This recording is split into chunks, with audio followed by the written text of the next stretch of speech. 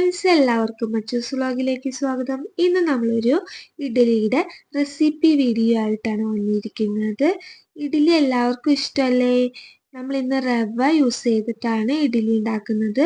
അരി ഉഴുന്നൊന്നും അരയ്ക്കാണ്ട് പെർഫെക്റ്റ് ആയിട്ട് എങ്ങനെയാണ് റവ വെച്ച് ഇഡലി ഉണ്ടാക്കണമെന്ന് നമുക്ക് നോക്കാം.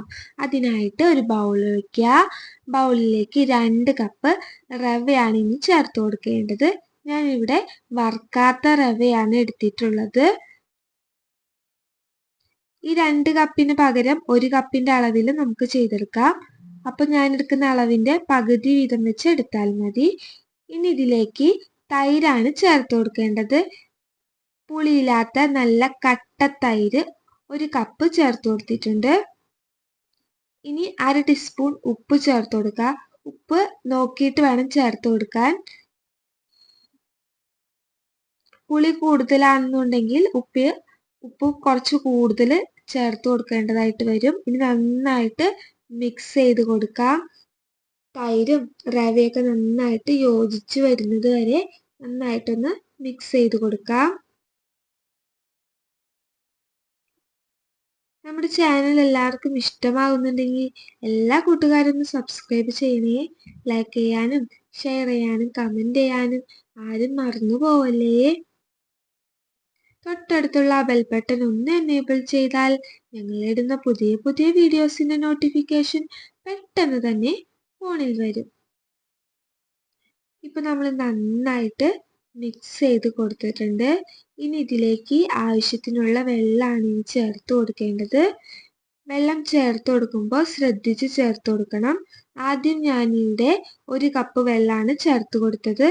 ഈ 1 കപ്പ് വെള്ളം ചേർത്ത് കൊടുത്ത് നന്നായിട്ട് കട്ടകളില്ലാണ്ടൊന്ന് മിക്സ് ആക്കിയെടുക്കാം.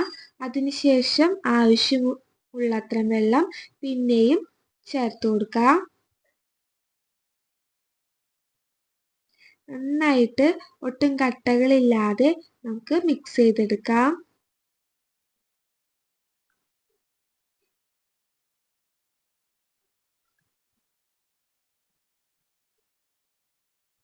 കട്ടകളില്ലാതെ തന്നെ മിക്സ് ചെയ്യാനായിട്ട് ശ്രദ്ധിക്കണം. കട്ടകൾ ഉണ്ടെങ്കിൽ നമ്മൾ ഇഡലിയിൽ റവയുടെ കട്ടകൾ അതുപോലെ തന്നെ കിടക്കും. ഞാൻ വീണ്ടും 1 കപ്പും കൂടി വെള്ളം ഒഴിച്ചു കൊടുത്തിട്ടുണ്ട്. ടോട്ടൽ 2 കപ്പ് വെള്ളമാണ് 2 കപ്പ് റവയ്ക്ക് വേണ്ടി ഞാനിവിടെ എടുത്തിട്ടുള്ളത്.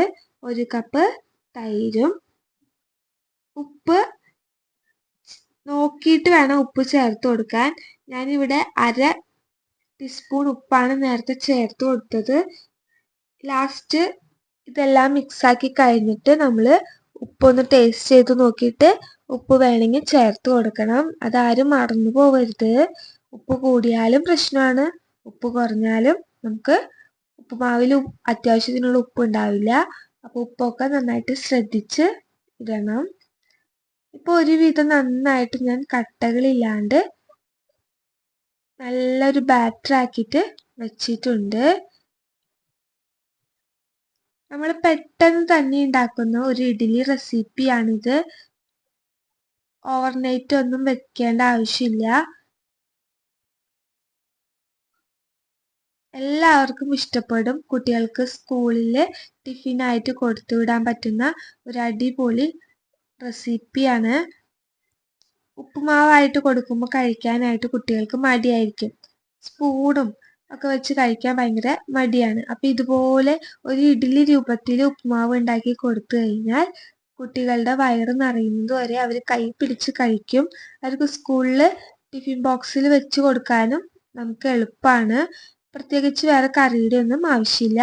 ഇനി ഞാനിവിടെ 1/2 ടീസ്പൂൺ ബേക്കിംഗ് സോഡയാണ് ചേർത്ത് കൊടുക്കുന്നത്. ഇൻസ്റ്റന്റ് ആയിട്ട് ഉണ്ടാക്കുന്ന ഒരു ഇഡ്ഡലി അല്ലേ, അതുകൊണ്ടാണ് 1/2 ടീസ്പൂൺ സോഡാപ്പൊടി ചേർത്ത് കൊടുക്കുന്നത്. സോഡാപ്പൊടി എല്ലാവരും നിർബന്ധമായിട്ടും ചേർത്ത് കൊടുക്കണം. ഇനി നന്നായിട്ട് ഒന്നും കൂടി ഒന്ന് മിക്സ് ചെയ്തിട്ട് നമുക്കിത് മാറ്റി വെക്കാം. ഇതിനായിട്ടൊരു കൂട്ട് തയ്യാറാക്കണം. ആ കൂട്ട് തയ്യാറാക്കുന്നത് വരെ നന്നായിട്ട് ഈ റവയുടെ മിക്സ് ഒന്ന് മൂടി നമുക്ക് വേറൊരു ഭാഗത്തേക്ക് മാറ്റി വെച്ചിട്ട് ഒരു കടായി അടുപ്പത്ത് വയ്ക്കാം.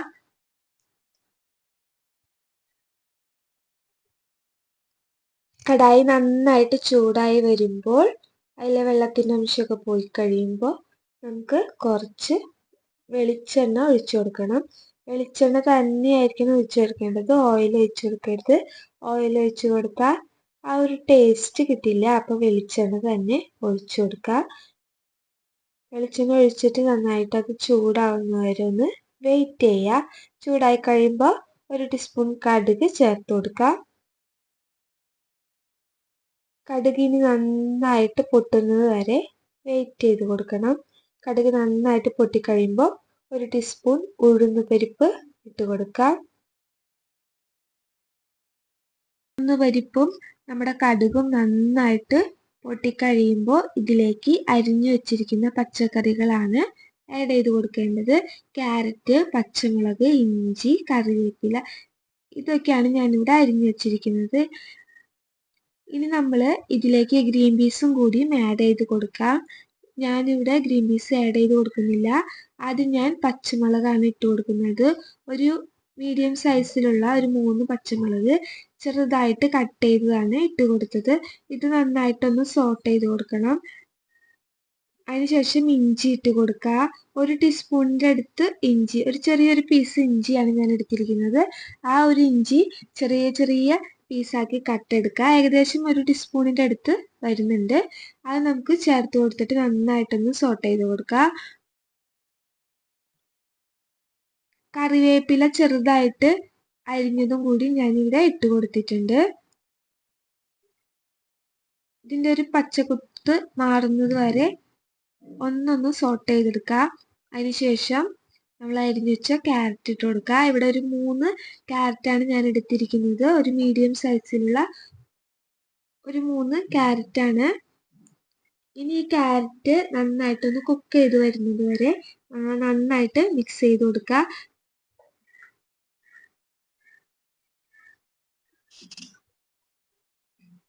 നമ്മുടെ കുട്ടികൾക്ക് പച്ചക്കറിയൊക്കെ കഴിക്കാൻ ഭയങ്കര മടിയായിരിക്കുമല്ലേ. അപ്പോൾ ഇതുപോലെ ഉണ്ടാക്കി കൊടുത്തു കഴിഞ്ഞാൽ അവർ അത്യാവശ്യം പച്ചക്കറിയൊക്കെ അവർ കഴിക്കും. അപ്പോൾ എല്ലാവരും ഈ റെസിപ്പി ഒന്ന് ഫോളോ ചെയ്യണം. ഇനി ഇതിലേക്ക് ആവശ്യമായിട്ടുള്ള ഉപ്പ് പൊടിയാണ് ഞാനിവിടെ ചേർത്ത് കൊടുക്കുന്നത്. ഉപ്പൊക്കെ നമ്മൾ നോക്കിയിട്ട് വേണം ചേർത്ത് കൊടുക്കാൻ. ഉപ്പ് ചേർത്ത് നന്നായിട്ടൊന്ന് മിക്സ് ചെയ്ത് കൊടുക്കുക. ഇപ്പം അത്യാവശ്യം ഇത് വെന്തിട്ടുണ്ട്. ഇനി നമുക്ക് മാറ്റി വയ്ക്കാം. ഇനി നമ്മൾ എടുത്തിട്ടുള്ള റവയുടെ മിക്സ് എടുത്തു. അതിലേക്ക് ഈ ക്യാരറ്റിൻ്റെ കൂട്ട് ഇട്ട് കൊടുക്കാം. ചൂടോടുകൂടി തന്നെയാണ് ഞാൻ ഇട്ട് കൊടുക്കുന്നത്, ചൂടാറിയിട്ടല്ല. നേരെ അത് ബാറ്ററിലേക്ക് ഒഴിച്ചു കൊടുക്കുകയാണ് ചെയ്തത്. നമുക്ക് നന്നായിട്ട് ഇതൊന്ന് മിക്സ് ചെയ്തെടുക്കാം. നന്നായിട്ട് മിക്സ് ചെയ്ത് കഴിയുമ്പോൾ നമ്മുടെ ഇഡ്ഡലി ബാറ്റർ ഇവിടെ റെഡി ആയിട്ടുണ്ടാവും. ഇനി പെട്ടെന്ന് തന്നെ നമുക്ക് ചുട്ടെടുക്കാനുള്ള പരുവത്തിലേക്ക് നമ്മുടെ ഇഡ്ഡലി ബാറ്റർ എത്തിയിട്ടുണ്ട്. കണ്ടില്ലേ, ഇതുപോലെ നല്ലൊരു ഭംഗിയിൽ നമ്മുടെ ബാറ്റർ ഇവിടെ തയ്യാറായിട്ടുണ്ട്.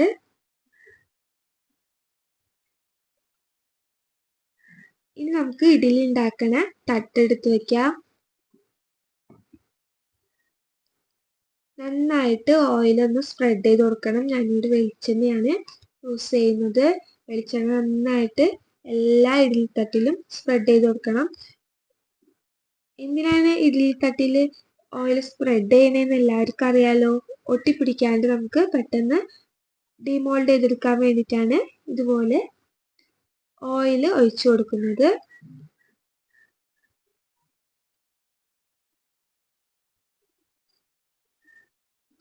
ഏകദേശം ഒരു 25 ഇഡ്ഡലി ഉണ്ടാക്കാനുള്ള ബാറ്റർ എനിക്ക് ഇതിന് കിട്ടി. ഇനി നമുക്ക് എല്ലാ ഇഡ്ഡലി തട്ടിലേക്കും ഇത് ഒഴിച്ചു കൊടുക്കാം.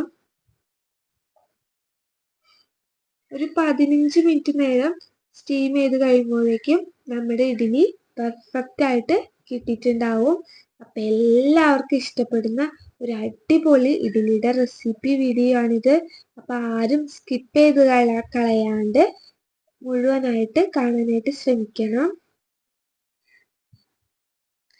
എന്നും ഒരേ രീതിയിൽ ഇഡ്ഡലി കഴിച്ച് മടുത്തിരിക്കുമ്പോൾ ഇതുപോലെ വേറെ ഒരു ടൈപ്പിലും നമ്മൾ ഇഡ്ഡലി ഉണ്ടാക്കി ടേസ്റ്റ് ചെയ്ത് നോക്കണം.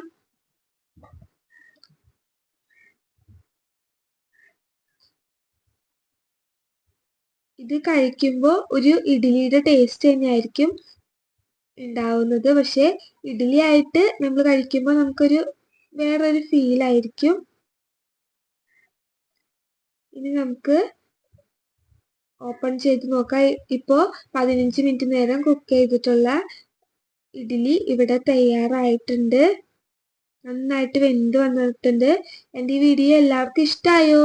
ഇഷ്ടമായ എല്ലാവരും ഒന്ന് ലൈക്ക് ചെയ്യാനും സബ്സ്ക്രൈബ് ചെയ്യാനും കമൻറ്റ് ചെയ്യാനൊന്നും മറക്കല്ലേ. നല്ല പൂ പോലത്തെ നല്ല ഇഡ്ഡലി ഇവിടെ തയ്യാറായി. Thanks for watching.